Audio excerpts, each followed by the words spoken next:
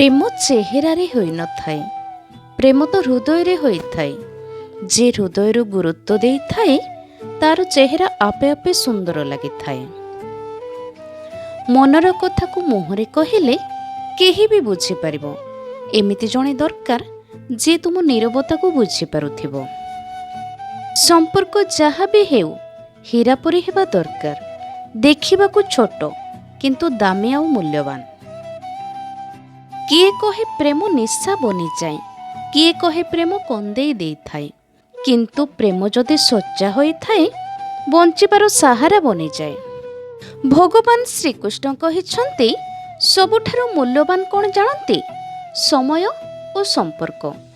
ସମୟ ତାକୁ ଦିଅ ଯେ ସମୟର ମୂଲ୍ୟ ବୁଝିପାରୁଥିବ ଏବଂ ସମ୍ପର୍କ ତାହା ସହ ରଖ ଯେ ତୁମକୁ ଗୁରୁତ୍ୱ ଦେଉଥିବ। ଏ ଆଖି ବି ବେଳେବେଳେ ପସନ୍ଦ କରିବାରେ ଧୋକା ଖାଇଯାଏ। କାରଣ ଯାହାକୁ ଆମେ ପସନ୍ଦ କରୁ ସେ ଆମ ଆଗରୁ ଆଉ କାହାକୁ ପସନ୍ଦ କରିଥାଏ। ଏକଦା ଅର୍ଜୁନ ଶ୍ରୀକୃଷ୍ଣଙ୍କୁ ପ୍ରଶ୍ନ କଲେ, ପ୍ରଭୁ ମଣିଷ ଜୀବନରେ ବିଷ କ'ଣ? ପ୍ରଭୁ ଶ୍ରୀକୃଷ୍ଣ ଖୁବ୍ ସୁନ୍ଦର ଉତ୍ତର ଦେଲେ, ପ୍ରତ୍ୟେକ ବସ୍ତୁ ଯାହା ମଣିଷ ଜୀବନରେ ଆବଶ୍ୟକତା ଠାରୁ ଅଧିକ ଉପଲବ୍ଧ ହୁଏ ତାକୁ ମଣିଷ ଜୀବନରେ ଅହଙ୍କାର ସ୍ୱରୂପ ବିଷ ଆଣିଦିଏ।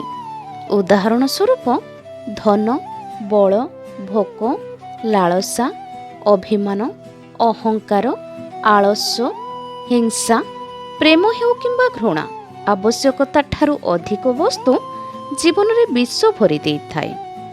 ମରିଲା ବାଲାକୁ କାନ୍ଦିଲା ବାଲା ହଜାରେ ମିଳିଯିବେ, କିନ୍ତୁ ଯେ ବଞ୍ଚିଛି ତାକୁ ବୁଝିଲା ବାଲା କେହି ଜଣେ ମିଳିନଥାଏ। ଆପଣ ଯେତେ କମ୍ କଥା କହିବେ ଲୋକ ଆପଣଙ୍କ କଥା ସେତିକି ଶୁଣିବାକୁ ଚାହିଁବେ। ସେଥିପାଇଁ ଯେବେ ଦରକାର ପଡ଼େ କଥା ହୁଅନ୍ତୁ। ସଫଳତାରେ ମିଠା ମାଗିବା ଲୋକ ଅସୁବିଧା ବେଳେ ନଜରକୁ ଆସିନଥାନ୍ତି। ଧୋକା ଦେବା ବାଲା କେବଳ ବାହାନା ଖୋଜୁଥାନ୍ତି ଆଉ ସାଥ ଦେବା ବାଲା ରାସ୍ତା।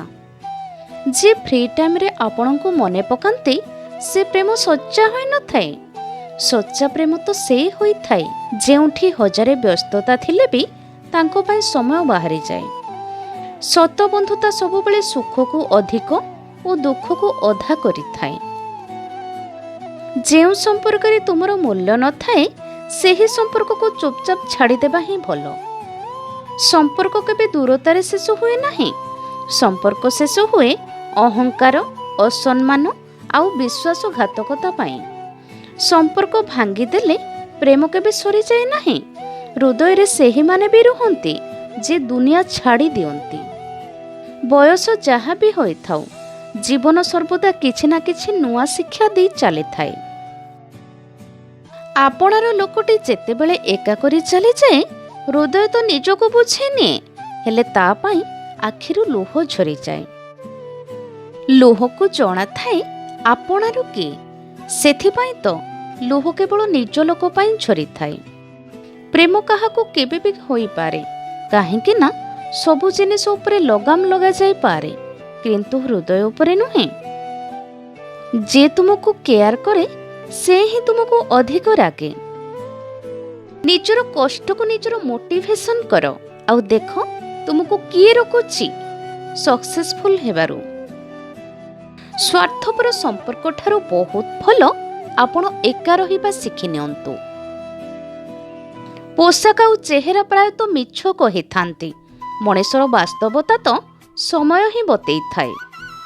ପ୍ରେମ ଆଉ ସମ୍ପର୍କ କେବେ ବି ଭାଙ୍ଗନ୍ତୁ ନାହିଁ, କାହିଁକି ନା ପ୍ରେମ ସମସ୍ତଙ୍କ ସହ ହୋଇନଥାଏ ଆଉ ଭରସା ସମସ୍ତଙ୍କ ଉପରେ ହୋଇନଥାଏ। ଯେଉଁଠି ସମ୍ପର୍କର କଥା ଉଠିଥାଏ ଲୋକଙ୍କ ଅଧା ସମୟ କାହାକୁ ଖୁସି କରିବାରେ ତ ଆଉ କିଛି ଲୋକଙ୍କୁ ଅଣଦେଖା କରିବାରେ ଚାଲି ଯାଇଥାଏ।